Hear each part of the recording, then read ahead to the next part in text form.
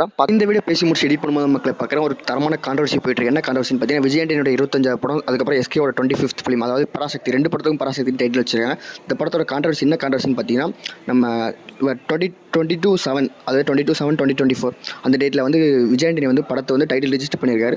ஆனால் நம்ம இந்த சைடில் இருந்து ஏவிஎம் ஃபிலிம் ப்ரொடக்ஷன் வந்து அதாவது பழைய பராசக்தி டைட்டில் வந்து எஸ்கேக்கு தான் கொடுத்துருக்காங்க. நமக்கு படம் 2 பேருக்குமே ஒரு மைல் ஸ்டோன் அமையும் அப்படிங்கிற மாதிரி பேசிட்டு இருக்காங்க. யாருக்கு கடைசியில் டைட்டில் போக போகுதுன்னு தெரியல, வெயிட் பண்ணி பார்க்கலாம். மக்கள் உங்கள் கருத்து என்ன, யாருக்கு போகணும்னு நீங்கள் நினைக்கிறீங்க கமெண்ட்ல சொல்ல. நான் பார்த்துருந்தேன்.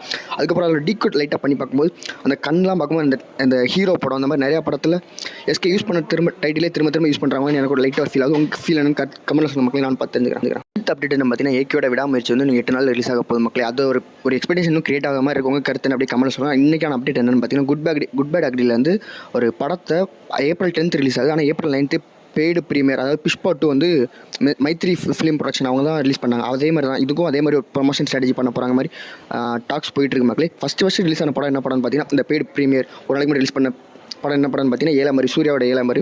பட் அந்த படம் அந்த ரிலீஸ் ஆன டைமில் கொஞ்சம் மக்களுக்கு புரியல என்னன்னு தெரியல. படம் சரியாக போகல. வெயிட் பண்ணி பார்க்கலாம். Good bad. அடுத்த அப்டேட் பார்த்தீங்கன்னா, எக்ஸ்க்ளூசிவ் ஃபார் தளபதி ஃபேன்ஸ் மக்களே.